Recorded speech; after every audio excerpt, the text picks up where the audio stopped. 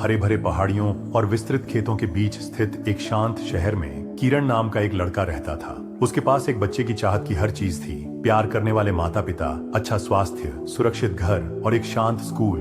लेकिन इन सब के बावजूद किरण शायद ही कभी खुश रहता। वह हमेशा कुछ अधिक चाहता था। अगर उसके मित्र को नया फोन मिलता तो वह उससे बेहतर फोन चाहता। अगर कोई उसके साथी छात्र की प्रशंसा करता तो उसे अनदेखा महसूस होता।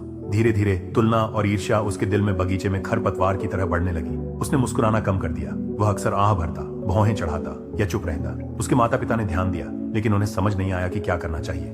एक दिन उसके दादा उससे मिलने आए।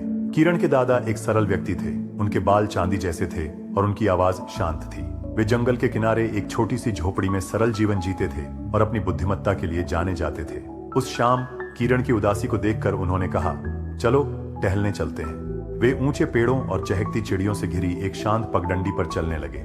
कुछ देर बाद दादाजी एक पत्थर पर बैठे और किरण की ओर देखा।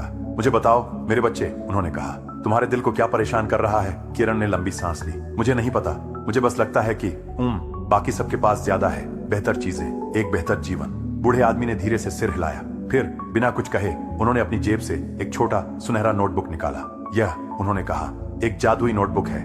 इसने मेरी जिंदगी बदल दी। क्या तुम इसे आजमाना चाहोगे? किरण की आंखें चमक उठी। जादू? यह क्या करता है? यह तुम्हें दिखाता है कि तुम्हारे पास पहले से क्या है, उसके दादा ने उत्तर दिया। हर दिन 3 चीजें लिखो जिनके लिए तुम आभारी हो, चाहे वे कितनी भी छोटी क्यों ना हो। यह 30 दिन के लिए करो और तुम जादू देखोगे। किरण अनिश्चित था, लेकिन उसने सहमति जताई। उसी रात उसने नोटबुक खोली और खाली पन्ने को देखा। कुछ देर सोचने के बाद उसने लिखा कि उसका बिस्तर कितना नरम महसूस होता है, कैसे उसकी माँ ने रात के खाने में उसका पसंदीदा करी बनाया और खिड़की के बाहर बारिश की आवाज कितनी आरामदेह थी। अगले दिन उसने थोड़ा संघर्ष किया।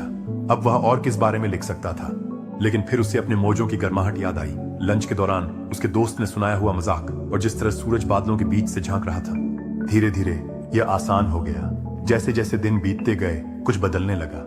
उसकी आंखें वह देखना शुरू कर दी जिसे उसके दिल ने अनदेखा किया था। नियमितता का आराम, हंसी की खुशी, अजनबी की दयालुता, ताजा रोटी की खुशबू और जिस तरह उसका पिता हमेशा स्कूल खत्म होने पर गेट पर इंतजार करते थे। हर रात उसकी आभार सूची लंबी हो जाती और बिना एहसास किए किरण ज्यादा मुस्कुराने लगा। उसका दिल हल्का हो गया। उसने यहाँ तक कि अपनी नोटबुक दोस्तों के साथ साझा करना शुरू कर दिया। एक दिन उनकी शिक्षिका ने कक्षा से एक व्यक्तिगत कहानी साझा करने के लिए कहा। किरण ने अपनी हाथ उठाई और सुनहरी नोटबुक के बारे में बताया और यह कैसे उसकी जिंदगी बदल गई थी। जब उन्होंने समाप्त किया तो कमरा मौन था, फिर तालियों से गूंज उठा। बाद में एक सहपाठी उसके पास आया और कहा, मैं हमेशा सोचता था कि तुम भाग्यशाली हो, मुझे कभी पता नहीं था कि तुम भी संघर्ष कर रहे हो। साझा करने के लिए धन्यवाद। तब किरण समझ गया, हर किसी के पास कुछ होता है जिसके लिए वे आभारी होते हैं और कुछ होता है जिसके साथ वे संघर्ष कर रहे होते हैं। लेकिन जब हम आभार पर ध्यान केंद्रित करने का फैसला करते हैं तो हम चंगा होने लगते हैं। 30 दिन बीत गए, लेकिन किरण ने लिखना बंद नहीं किया। अब उसे नोटबुक के जादू की जरूरत नहीं थी, क्योंकि असली जादू उसके मन में था।